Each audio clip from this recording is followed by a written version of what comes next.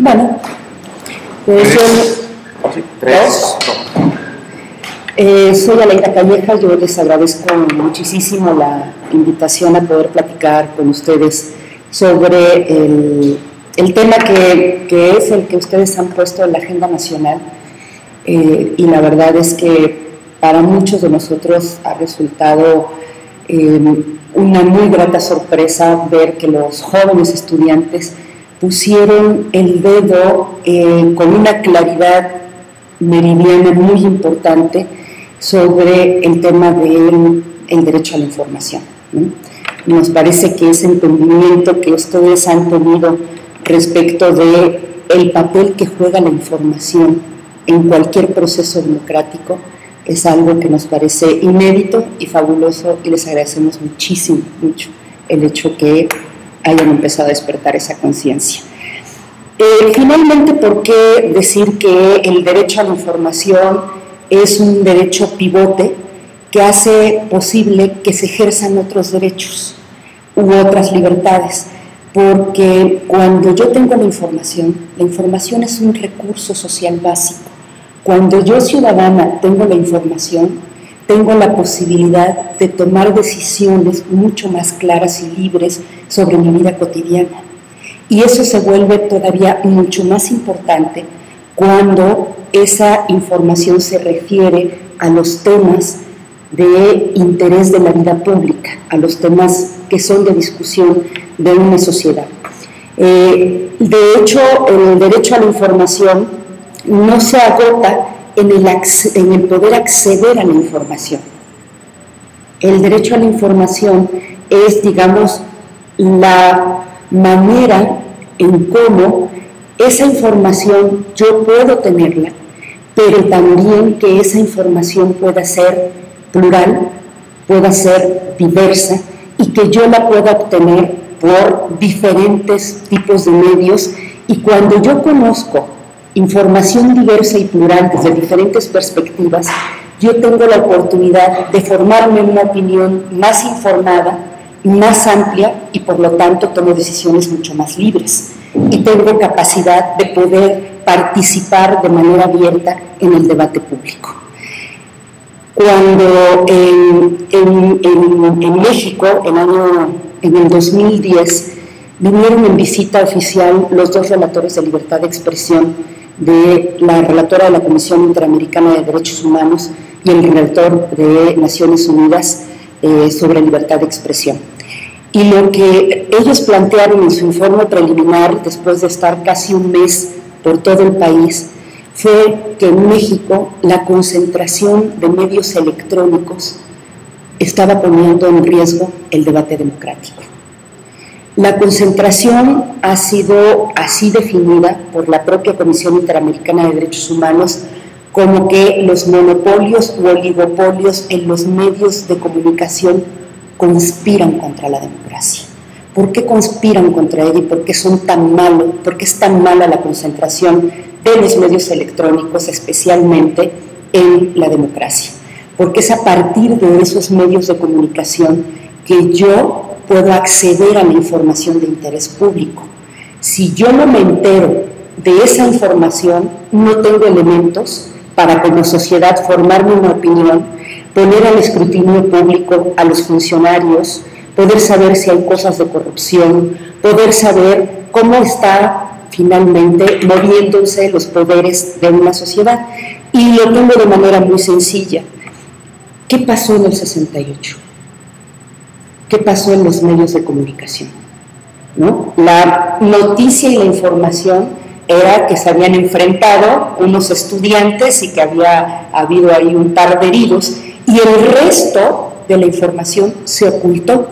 Cuando la sociedad no tiene esa información, no tiene manera de exigirle a sus gobernantes y no tiene manera tampoco de participar en el debate público. Y en México el proceso de concentración es muy fuerte. De hecho, en el caso de la televisión, México es uno de los países con mayor concentración mediática en el mundo, no solamente en el continente, sino en el mundo. Pues mira, yo creo que habría que revisar el caso italiano con Berlusconi, ¿no? Que hay un documental muy interesante que sería bueno que vieran, que se llama Videocracia. Y ahí te va mostrando cómo Berlusconi, a través de la televisión italiana que él controla y otros medios de comunicación, llega a ser presidente de Italia, ¿no? Por eso se llama el documental Videocracia. Y en el caso de México, la concentración está que dos familias, dos empresas, que es la empresa del grupo Salinas Pliego, y en el caso de Televisa de Emilio Azcárraga Gallán, entre las dos, fíjense todo lo que concentran. Concentran el 94% de la televisión abierta. Esto quiere decir que Televisa tiene 2 cadenas nacionales, 2 regionales. En el caso de TV Azteca tiene una nacional, una regional y una que cubre el Valle de México, que es el Canal 40, que muchos opinamos que es un canal que se robó a mano armada a medianoche, para lo cual las autoridades no hicieron completamente nada. Además concentran, en el caso de Televisa, concentra casi la mayoría de la televisión satelital a través de Sky. También concentran la televisión por cable, también concentran la producción de contenidos. Además, tienen 2 hilos de fibra óptica de la Comisión Federal de Electricidad para dar servicios de banda ancha, los cuales compraron en una licitación pública que se hizo estos 2 hilos por 800 millones de pesos, que es una ganga. Son 2 hilos de fibra óptica que se hicieron con nuestros impuestos para la construcción de 23,000 kilómetros de infraestructura a lo largo y ancho del país. Según los informes de la Auditoría Superior de la Nación, hubo un desfalco a los fondos públicos porque el gobierno invirtió cerca de 1 millón de pesos para la construcción de cada kilómetro de esa fibra óptica. Y con la licitación Televisa terminó pagando 41,000 pesos por cada kilómetro de fibra óptica. Además, tienen injerencia en la radio, en la industria discográfica, ahora con la convergencia tecnológica, que eso lo voy a apartar, pero que digamos ahora lo voy a plantear más adelante, pero que con la convergencia tecnológica además ya dan servicios de internet, dan servicios de telefonía fija, de telefonía móvil, y ahora con la fusión de Usacell Televisa, pues prácticamente van a generar todos los servicios posibles. ¿Qué es lo que está pasando?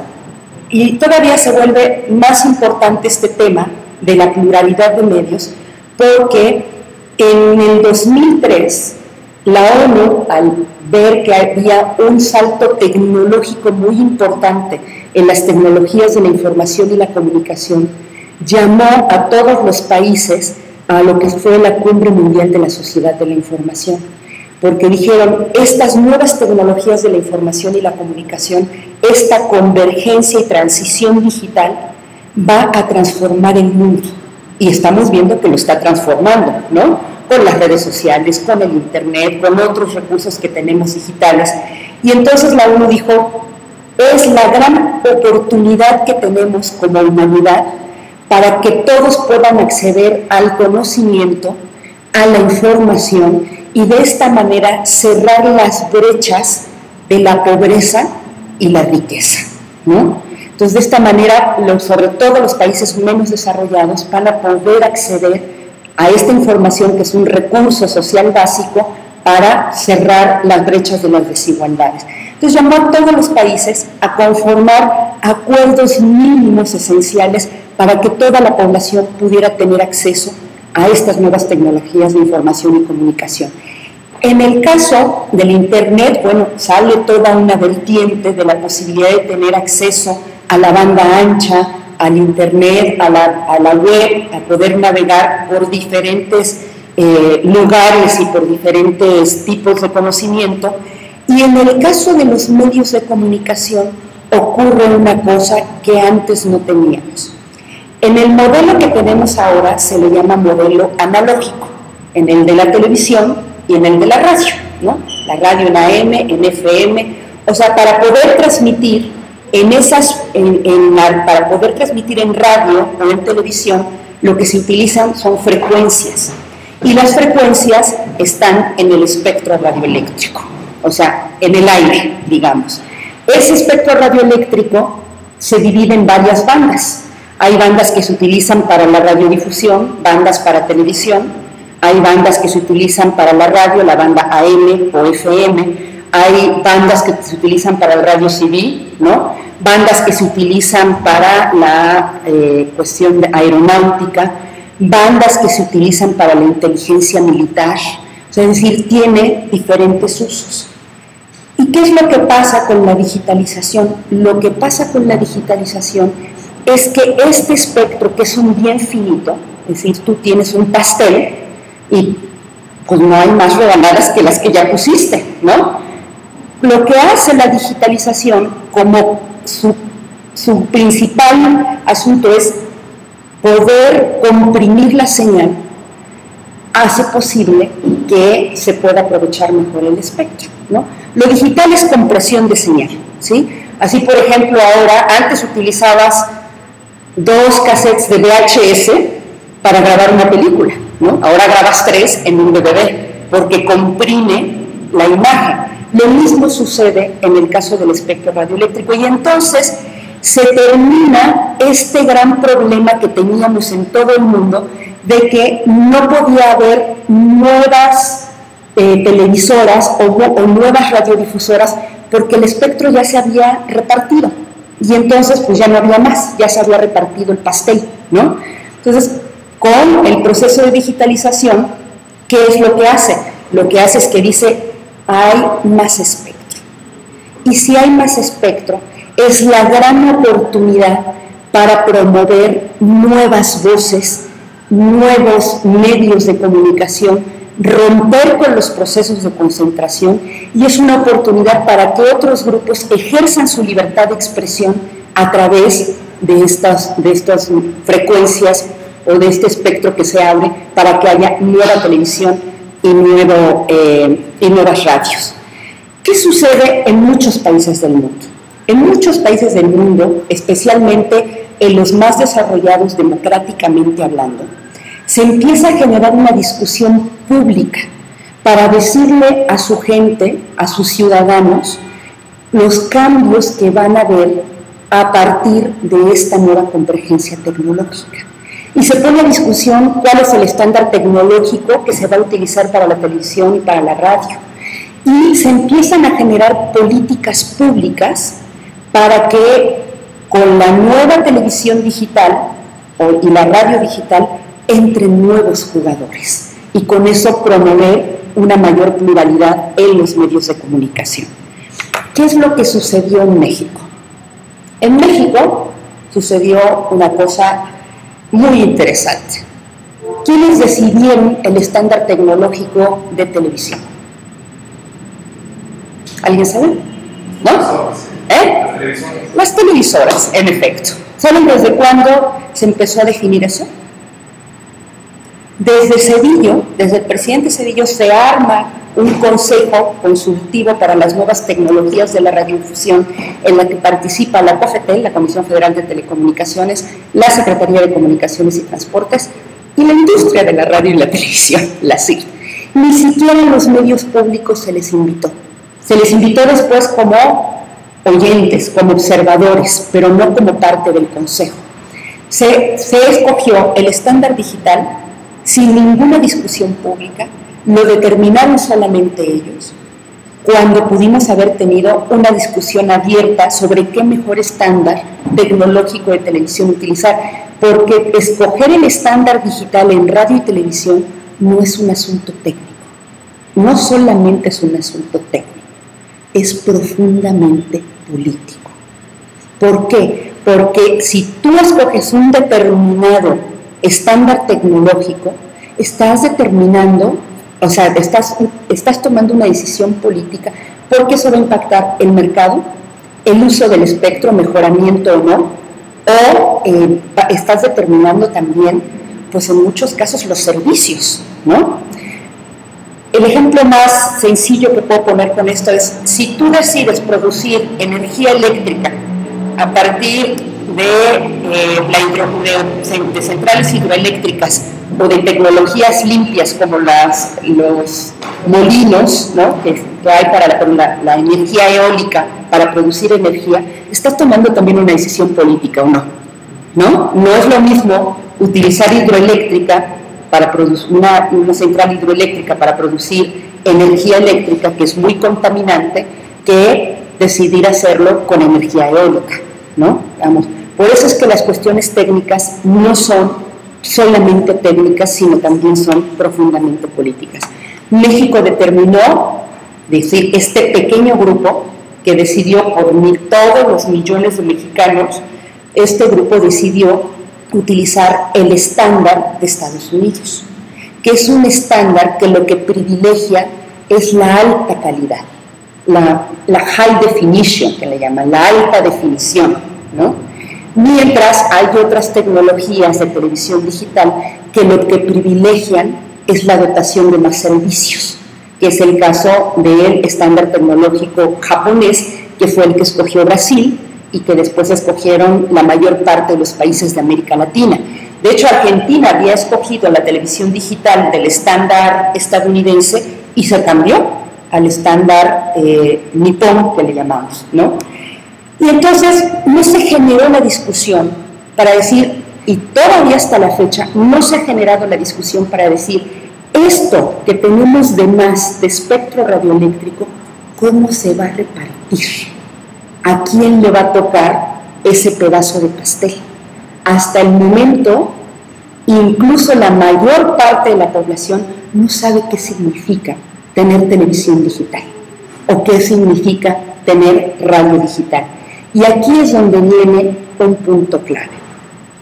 Si nosotros ya tenemos la concentración que tenemos, fíjense, con estas dos televisoras, que ya les dije que tienen la televisión por cable, la televisión satelital, los 2 hilos de fibra óptica, que ya tienen telefonía celular y telefonía fija, que además tienen internet, ¿no?, con su portal, todo esto de esmas.com, que además controlan los contenidos, que además controlan el 99% del mercado publicitario, prácticamente en televisión, que además se llevan el 74% de la publicidad oficial, y eso nada más del nivel federal, no sabemos cuánto además le pagan en los municipios, en los estados, etc. Con todo esto que ya concentran, viene el proceso de convergencia tecnológica y entonces el espectro en un solo canal puede hacerse la multiprogramación. ¿Qué es la multiprogramación? La multiprogramación es que de una sola frecuencia, en el caso de la televisión, de un solo canal, pueden salir hasta 6 señales nuevas. Señales, no nuevos canales, sino nuevas señales. Hasta 6. Va a depender si yo utilizo, porque ahora con la televisión digital, un canal, una frecuencia, tiene 6 megahertz, digamos, para poner la high definition, ¿no? Entonces tú puedes decidir o utilizar los 6 megahertz o bien sacar nuevas señales, hasta 6. Entre más señales saques, menos definición, menos alta definición tiene, ¿no? Entonces, en esas 6, pues son 6 señales nuevas, son 6 programaciones nuevas, ¿no? ¿Qué creen que hizo la Comisión Federal de Telecomunicaciones? Con una toma de nota les aprobó la multiprogramación a las televisoras, ¿no? Y entonces ahora, sin ningún pago, ninguna contraprestación, sin ningún requisito. Es más, si yo, iglesia, para de sufrir, quiero ir y rentar una de las señales, la puedo rentar, porque no hay ningún tipo de condiciones. Ahora dan la cuenta. Si Televisa tiene 2 cadenas nacionales y 2 regionales, multiplicado por 6, ¿cuánto da? en el caso de que utilicen las 6. ¿Cuánto?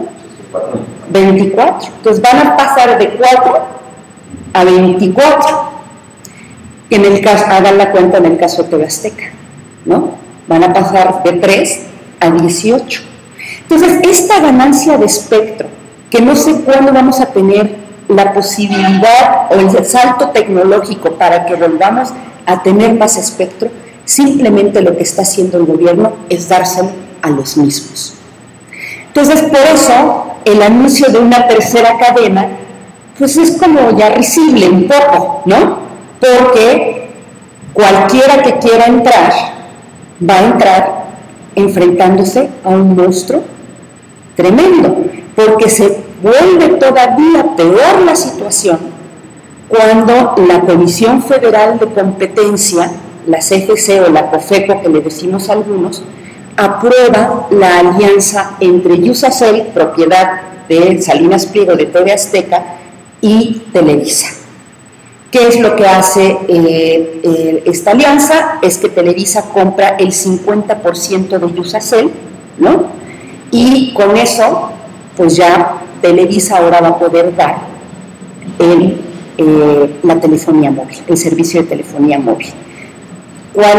Cuando por primera vez a principios de este año las dos televisoras solicitan a la COFECO la aprobación de esta alianza, la COFECO la rechaza y dice no.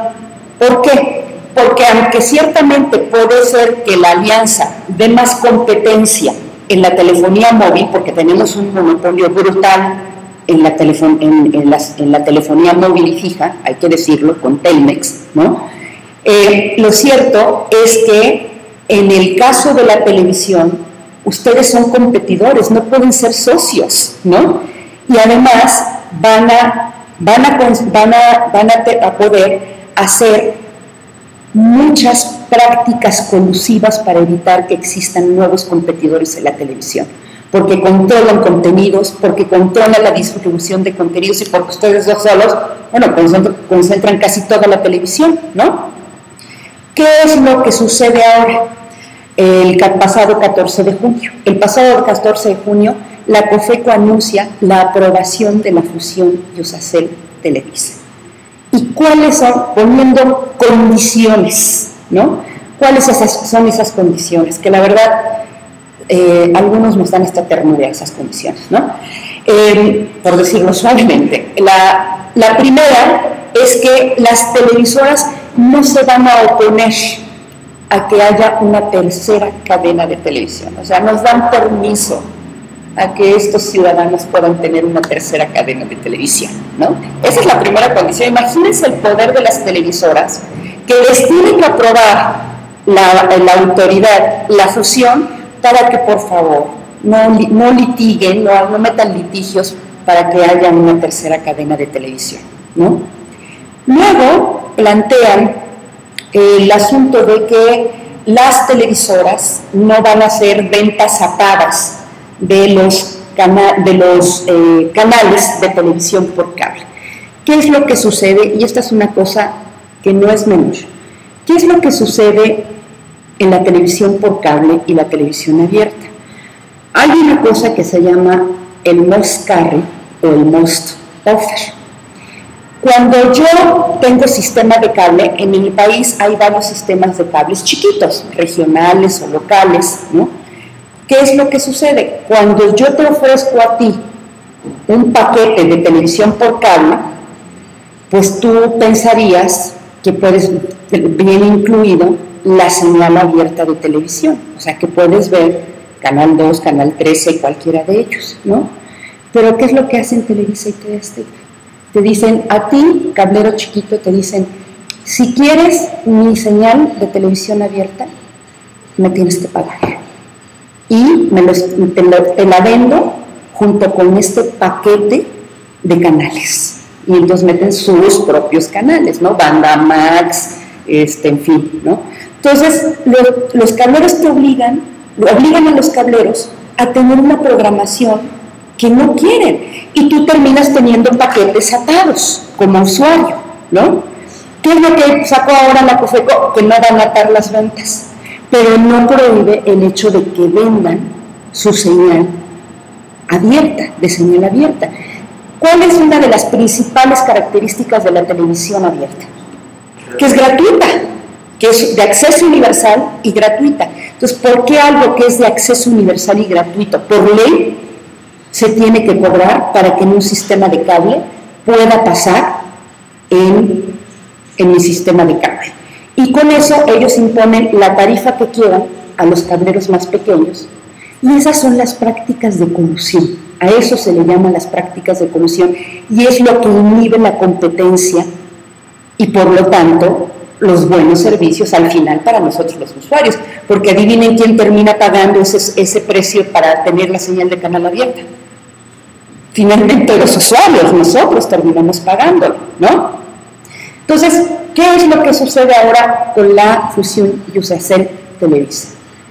Que tenemos la concentración mediática más grande que hayamos tenido en la historia de este país. A ver, fíjense los dos, es la primera vez que yo también veo, como caso en el mundo, que a un solo operador se le permite tener dominancia en todas las plataformas tecnológicas. Es lo que le llaman que ahora puede dar el cuádruple play. ¿Qué significa el cuádruple play? Que desde una plataforma de tecnológica, tú puedes dotar de varios servicios. Como por ejemplo ahora te venden el paquete Yo, ¿no? Que es televisión por cable, internet y telefonía, ¿no? Es triple play, son los 3 servicios en una sola plataforma, ¿no? Ahora va a ser cuádruple porque se incluye la telefonía móvil por su asociación con Telcel, con Iusacell, ¿sí? Entonces, fíjense, si ya tienen dominancia en cable, en satélite, en fibra, bueno, van a dar servicios con la fibra óptica, son los principales productores de contenidos en el mundo de habla hispana. Además controlan empresas de espectáculos, además equipos de fútbol, además estadios, además cerca de 70 diferentes tipos de revistas, ¿no? Además de la radio. Eso los convierte en una instancia muy poderosa.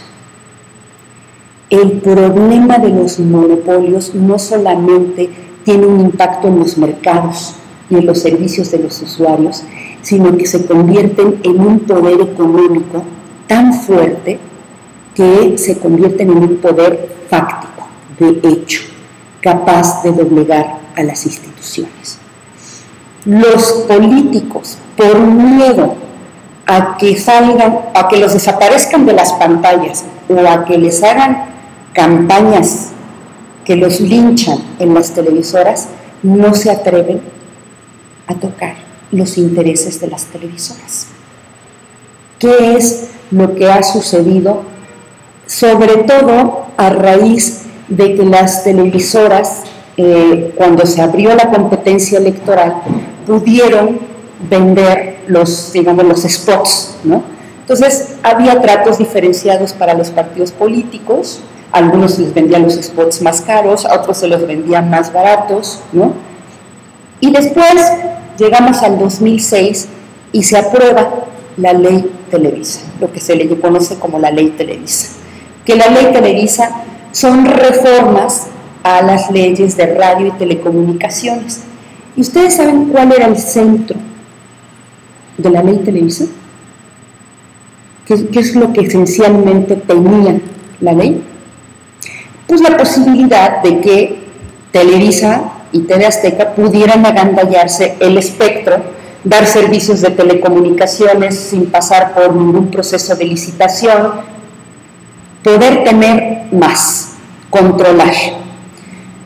Un grupo de senadores, encabezados por Javier Corral, que ustedes conocen, hacen la acción de inconstitucionalidad frente a la Suprema Corte de Justicia de la Nación.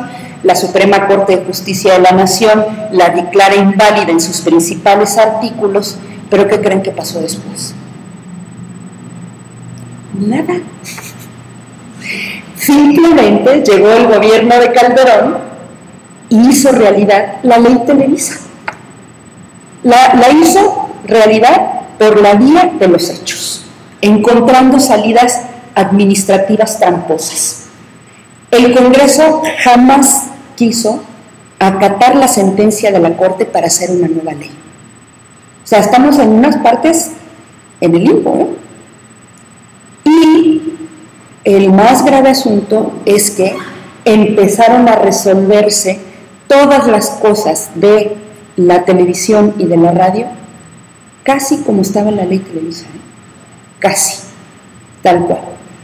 Porque, fíjense, una de las cosas que decía la Suprema Corte de Justicia decía, cuando se vence una concesión de radio y de televisión, esa concesión tiene que ponerse a licitación para ver que entren nuevos jugadores, porque si no, los que ya tienen una concesión de radio y televisión va a pasar el infinito y se van a quedar con eso, ¿no?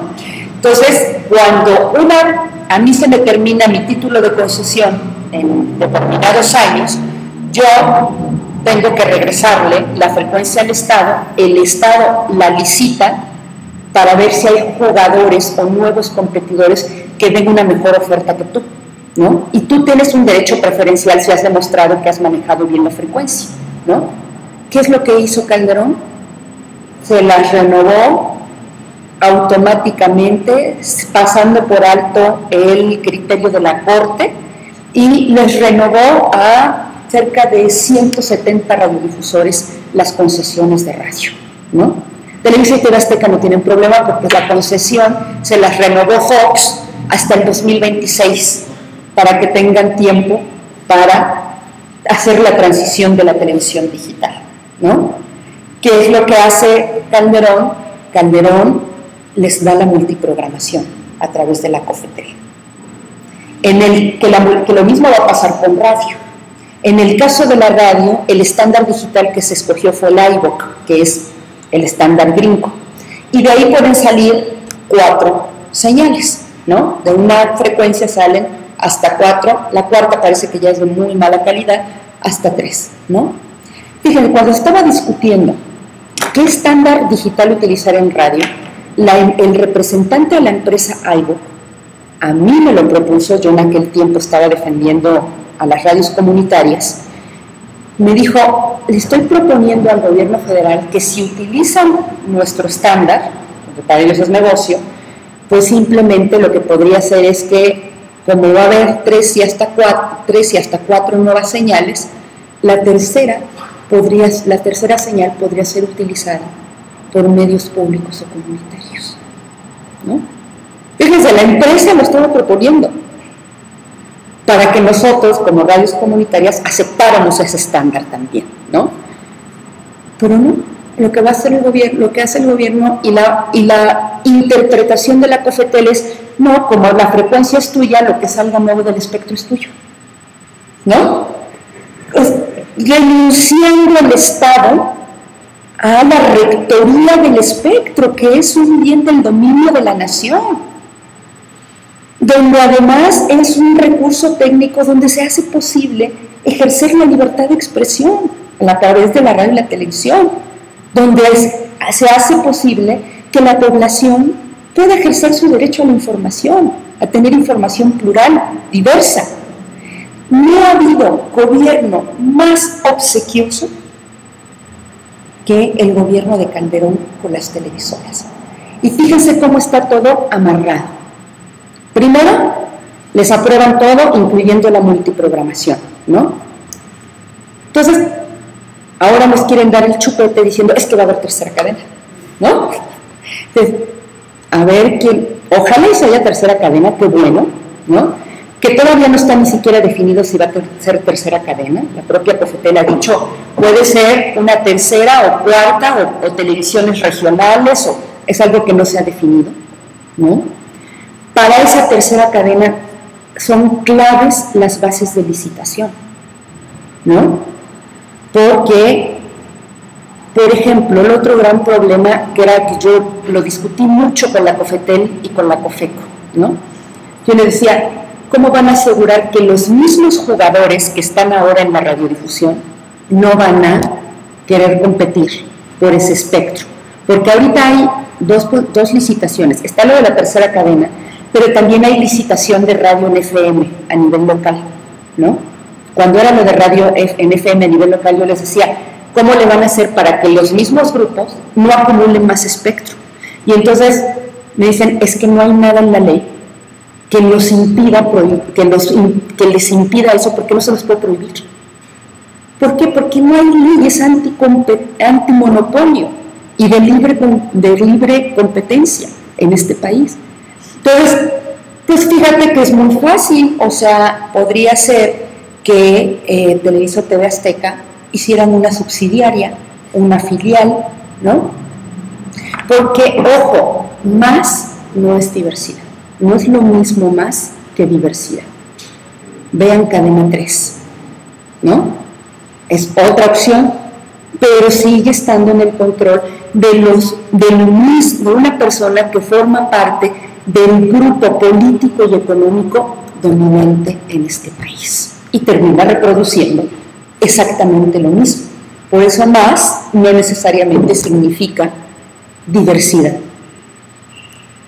Tercero, ¿por qué no pensar que eso que se está generando con la digitalización de tener más espectro sea realmente para tener una televisión nacional pública? De veras pública, no oficial o estatal como las que tenemos ahora. Un estilo a la BBC de Londres o de la ARD en Alemania, ¿no? Es decir, lo que está haciendo el gobierno en este momento es que toda la ganancia de espectro se los está entregando a los mismos. Y hay incluso una recomendación de la Comisión Interamericana de Derechos Humanos que dice a los estados, que dice que tienen que hacer una reserva del espectro de al menos el 30% para medios sociales, comunitarios, indígenas, sin fines de lucro, incluyendo el dividendo digital, ¿sí? Cosa que hizo Uruguay, cosa que hizo Argentina. O sea, una manera de equilibrar un modelo de medios para que no sea salvajemente comercial como el que tenemos, es que debe de haber el reconocimiento y el equilibrio de tres sectores: el sector comercial, el sector público y el sector social y comunitario. Entonces, sí, vemos que esta concentración de medios también genera una concentración de poder. Por eso es que la televisora puede ser un candidato presidencial, ¿no? Por eso es que la televisora puede retar al Estado y decir que no va a pasar el debate en su señal nacional, ¿no? Es decir, antes decía el padre de Emilio Azcárraga Gallán que era el soldado del PRI, ¿no? Lo que nosotros ahora decimos es que ahora son generales y mandan. ¿Cuál es el centro de lo que llamamos algunos la democratización de los medios? Y esta parte es clave. No, si nosotros queremos que haya mayor pluralismo y parar esta tan grosera concentración, la clave es el cambio del marco jurídico. Si no cambias la ley, no vas a poder resolver nada de manera integral. ¿Por qué? Porque incluso sí ha sido cierto en algunas ocasiones, cuando la autoridad te dice, es que no tengo ningún elemento en el marco normativo, en la ley, donde yo les pueda poner un alto, porque si se los pongo, se van a inconformar y como no está en la ley, les van a dar la razón. Entonces, por eso es que es clave no solamente el asunto de ver quién va a quedar en la presidencia, sino que es clave quién va a quedar en el Congreso. Porque muchas de las grandes reformas que estamos pidiendo, y la reforma de los medios es de las de mayor calado para la construcción de la democracia en este país, va a tener que pasar necesariamente por el Congreso. Por eso es tan grave que exista la telebancada, que son los altos, muchos de ellos altos directivos de Televisa y de TV Azteca, que van a ser senadores y diputados, y que van a cobrar los sueldos con nuestros impuestos, y que además aumentó de una manera dramática, son cerca de 21. El 99% de esos, además van por la vía plurinominal, es decir, tienen asegurado el lugar, pasando por encima de los derechos de los militantes de los partidos, ¿no? El 99% de la bancada está siendo impulsada por el Partido Verde Ecologista de México y por el Partido Revolucionario Institucional. Y el 1% es la aportación de la coalición Movimiento Progresista con el Partido Movimiento Ciudadano, que puso a Alejandro Puente, que fue el que sacó el desplegado en contra de Carmen Aristegui y forma parte de la telebancada. Es decir, si todo este tiempo de lucha las televisoras han podido dominar el Congreso para que no haya un solo cambio en la ley de radio, televisión y telecomunicaciones, ¿cómo va a ser ahora que tengamos adentro, en el corazón del Congreso, a sus directivos más altos? Debe de haber alguna manera de hacer una observación muy clara de qué es lo que van a estar haciendo estos legisladores, ¿sí? ¿Cuál es la otra clave en el tema de la democracia de los medios? Es decir, no es posible tener un nuevo modelo de medios, hacer posible el derecho a la información si no cambiamos la ley. Y no hay que inventarla, ¿eh? Hay una iniciativa de ley integral, ya pensando en un modelo convergente, porque estamos viendo que convergen ahora la radiodifusión con las telecomunicaciones, ¿no? La telefonía con contenidos. Esa iniciativa está en el Senado congelada. Es la Ley Integral de Radio, Televisión, Telecomunicaciones y Contenidos Audiovisuales. Es una iniciativa en la que participamos muchos, en la cual tiene más de 100 artículos, y lo que plantea es leyes antimonopolio. Si nadie puede controlar más del 30% de la audiencia total. Si tú controlas más, necesitas una regulación asimétrica, es decir, que eres dominante y entonces tienes más responsabilidades. Es una ley que reconoce a los medios comunitarios, que de veras genera medios públicos para que la sociedad civil participe, no en los consejos de programación de los medios públicos, en los órganos de gobierno de los medios públicos, de tal manera que refleje la pluralidad a la que tiene que atender en una sociedad. Además, es una legislación que crea, una ley que crea un régimen especial diferenciado para comunidades indígenas, simplificado. Y además permite que tanto los medios comunitarios como los medios públicos puedan tener venta de servicios para tener recursos propios y no depender solamente de los recursos públicos. Es además una ley pensada más en garantizar los servicios y el pluralismo.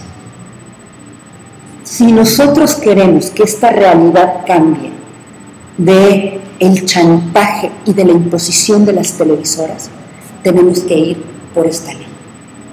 Porque lo que hemos hecho ha sido parchar aquí, parchar allá, parchar por todos lados, y no tenemos una legislación que realmente garantice ese derecho a la información. Yo quisiera decir que hay otra parte que sí es clave, que puede hacer el Ejecutivo Federal y que está en sus manos poder hacerlo. Tener medios auténticamente públicos lo puede hacer el Ejecutivo Federal, aún sin necesidad de pasar por la ley. Tenemos que ver otros asuntos claves, como la neutralidad de la red, para garantizar el Internet para todos. Tenemos que, sí, en efecto, ver que haya un crecimiento de la infraestructura para el acceso a la banda ancha, pero también la alfabetización digital, porque de nada sirve lo técnico si no va acompañado de políticas públicas que vayan generando mayores beneficios a la gente, ¿no? Porque a mí, cuando me decían, oiga, es que vamos a tener la high definition en la televisión digital, ¿no? Y yo decía, ¿y a mí de qué me sirve ver el Chavo del Ocho en alta definición? Es lo mismo. O sea, no se trata de más de lo mismo, ¿no? Lo mismo va a suceder con el tema del acceso a la banda ancha. No sirve solamente tener la infraestructura, sino que hay que generar la alfabetización digital para hacerlo. Se vienen los cambios tecnológicos y por lo tanto la gran pelea que hay que dar es una pelea con el Congreso y con el Ejecutivo. Las resistencias van a ser muy grandes. Televisa tiene una gran capacidad de control de los políticos, como ustedes se han dado cuenta, ¿no? Esa es lo que nos parece en el tema clave. Y nos parece que no es un tema menor el tema de la reforma de los medios. Y nosotros se los hemos dicho incluso a otros movimientos que están con la reforma política. Nosotros decimos, reforma política sin reforma de medios es de lo más peligroso. Al rato van a tener los candidatos ciudadanos de Televisa, al rato van a tener a Televisa diciéndole a la gente cómo debe de ir el referéndum. Entonces, no hay posibilidad ni de reforma política y reforma del Estado integral si no hay reforma de medios. Y que no nos vengan a decir que la tercera cadena es la solución. No. ¿Qué vamos a hacer ahora que ya no tenemos un duopolio, sino un monopolio de la televisión a raíz de la concentración? Y es hacer Televisa. A partir de que les dan la multiprogramación, a partir de que les dan todo, hasta los lugares en el Congreso. Ese es el poder de las televisoras. No sé si haya preguntas, dudas. Sí. Bueno, una de las conclusiones que siempre se ha hecho cuando se toca este tema, creo que parte de la confusión de que las televisoras son medios privados y como tales tienen su propia lógica. Entonces, uno de los puntos que hemos tratado de implantar en la agenda es dos cosas, ¿no? Establecer que son concesiones del Estado a las televisoras, y la otra cosa es que la información es un bien público, ¿no? Y que los medios de comunicación, al hacer uso de ese bien, y que es un bien social con la información, deben de tener ciertas restricciones, ¿no? Pero muchas veces se califica de esto como una posición hasta estalinista, porque se quieren implantar los contenidos y todo. Entonces, ¿cuál sería la argumentación que nos permite mostrar que eso no es así, ¿no? Que en realidad es una responsabilidad pública que se tiene, en primer lugar, porque son concesionarios, un bien de la nación, y de que la información no es un bien privado, ¿no? No es como que se te lo comas solo te afecta a ti, sino tiene como externalidades que pueden afectar a los humanos, sobre todo en una democracia. Claro. A ver, aquí el tema es que, en efecto, utilizan un bien del dominio de la nación y eso les implica una responsabilidad social mínima. Y la responsabilidad social mínima es precisamente el asunto de que la información pueda ser un insumo para que la sociedad discuta. Pero a ver, yo siempre lo he dicho, a mí no me interesa que Televisa exista o no exista. Qué bueno que exista, que ahí esté. Lo que no se vale y con lo que no estoy de acuerdo es que nos quieran vender la pastilla de que es lo único posible.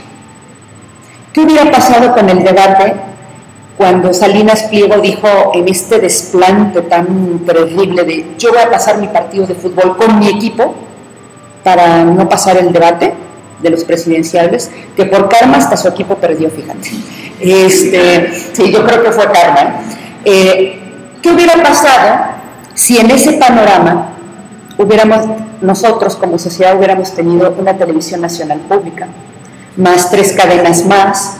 Si él dice que no, te olvidas, ¿no? O sea, lo único que hizo eso fue acusar la concentración. Entonces, como ellos son los que cubren la mayor parte del territorio nacional y tienen el 92% de las audiencias, pues te quitan una cadena y te chantajean. ¿Qué fue lo que hizo Salinas Pliego a la hora de no querer transmitir el primer debate entre los candidatos y la candidata? Entonces, a ver, el hecho de que sean privadas no quiere decir que no tengan responsabilidad. 2, si están utilizando un bien público, que además es estratégico para la nación, como lo es el espectro radioeléctrico, tienen responsabilidad social inherente.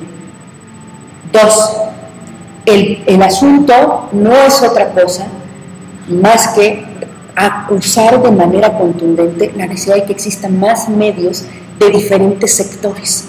Pero lo que le está apostando este gobierno es solamente al modelo comercial. Fíjense, dice licitación. Si es licitación, es modelo comercial. ¿Dónde hay por lo menos una reserva de eso para tener televisión comunitaria, televisión indígena, televisión nacional pública? ¿Dónde? Entonces, tiene que haber un equilibrio. ¿Cuál es el punto? Que Televisa tiene una responsabilidad social y tiene que cumplirla. O sea, ha lucrado con la información y con este país de la manera más impresionante, y eso no es posible. Cualquier entidad privada que maneja un recurso público tiene una responsabilidad, y ese es el caso de las televisoras. Ahora, nadie se quiere meter con sus contenidos, ¿eh? O sea, a mí, la verdad, si quieren seguir sacando a Laura Bozzo, que la saquen. O sea, yo creo que eso sí tiene que haber, la más amplia libertad de contenidos con los límites que marca la responsabilidad, pero lo que no acepto es que solamente Laura Bozzo sea la opción y no tengamos otra, ¿no? Ya tenemos cerca cifras más o menos 30% de acceso a internet. 30 y tantos por ciento. Si esto continúa avanzando y cada vez más rápido, seguramente la televisión comenzará a dejar de ser la oferta o a elegir por muchos. De hecho, en algún momento creo que Salinas Pliego dijo eso, ya la televisión ni siquiera es el negocio está tomado y por eso es asunto de... A ver, pero te digo que desde ya la televisión es el negocio. El negocio grande es el internet móvil, la telefonía móvil. Claro, ahí es donde está el negocio. Mira, lo que gana Televisa con la televisión comparado con lo que gana Slim con la telefonía móvil, pero así, en efecto, la televisión no es gran ganancia. ¿Por qué Slim quiere entrar a la televisión? Porque la televisión es poder político. Ese es un tema importante, ¿no? Entonces, a ver, acuérdense que ahora son servicios convergentes.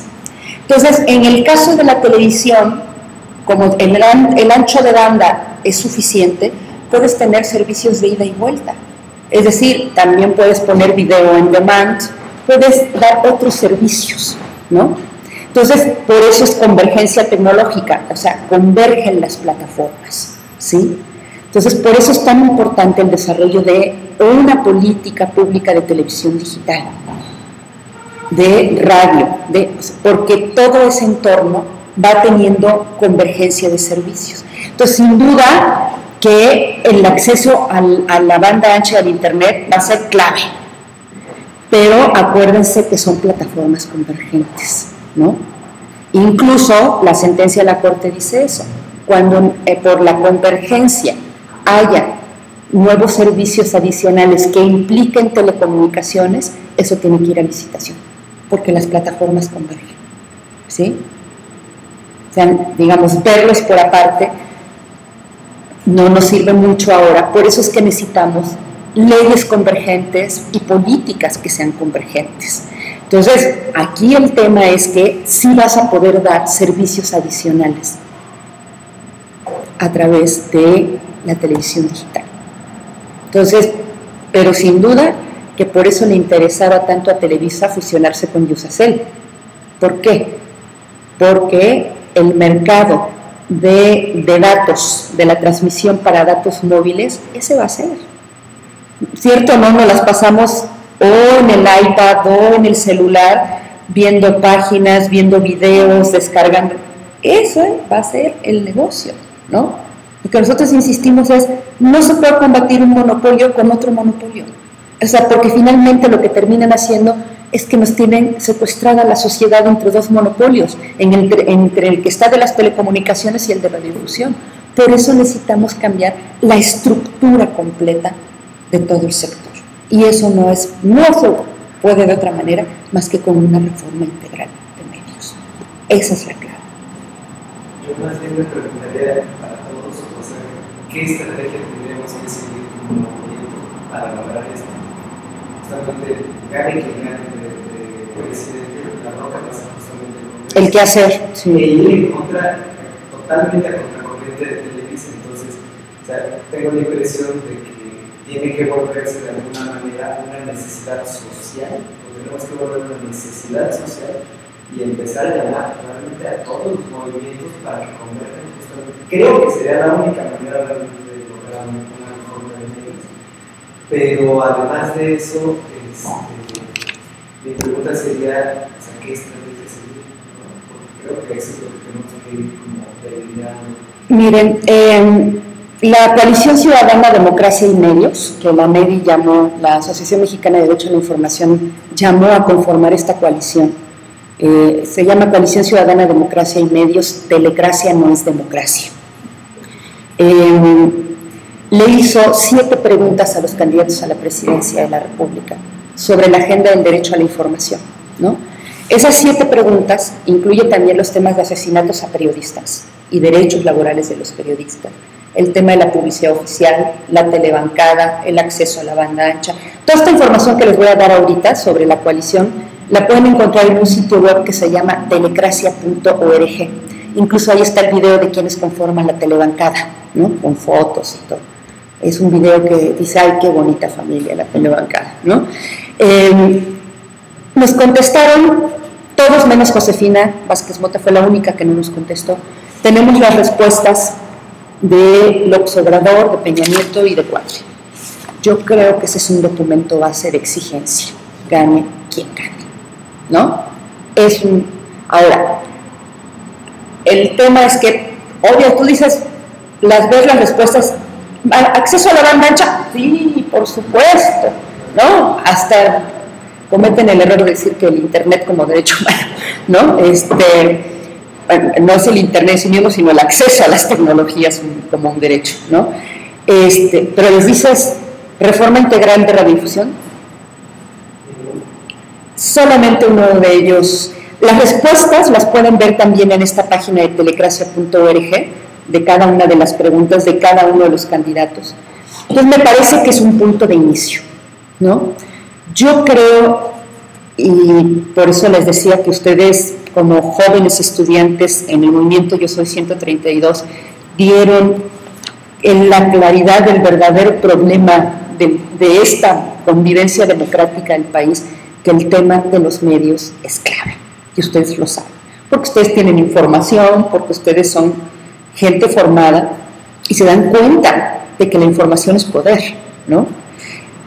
Y yo creo que lo que sí hay que hacer, si ustedes tienen la gran capacidad como jóvenes de poder hacerles ver a muchos movimientos más que sin reforma de medios no hay posibilidad de transformar para muchas otras agendas más, ¿no?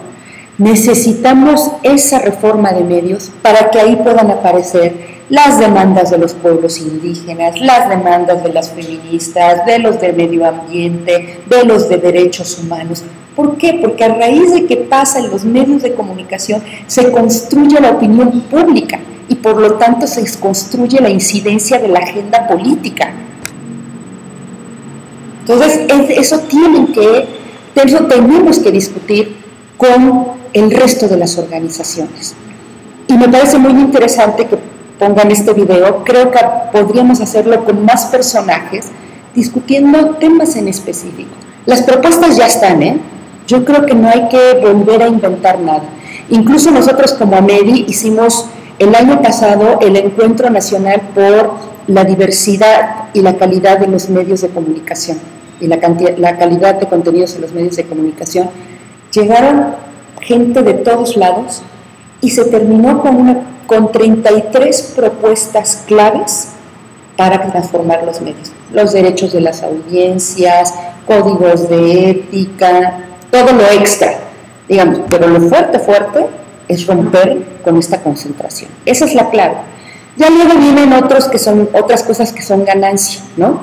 Que si hay ombudsman, que si hay códigos de ética, pero que en realidad por sí solos son accesorios. ¿De qué te sirve que todos los medios tengan códigos de ética si 2 televisoras controlan toda la información? ¿O de qué te sirve un ombudsman si 2 televisoras controlan la audiencia general del país? O sea, lo que hay que ir es al problema estructural. Lo demás viene. Si tú ese problema estructural lo rompes, entonces lo otro viene por añadidura, ¿no? Creo que ya se nos agotó el tiempo, ¿verdad? Muchísimas gracias y de verdad un placer y un honor que ustedes me hayan podido permitir hacer esta plática. Yo sí me asumo que yo soy 132.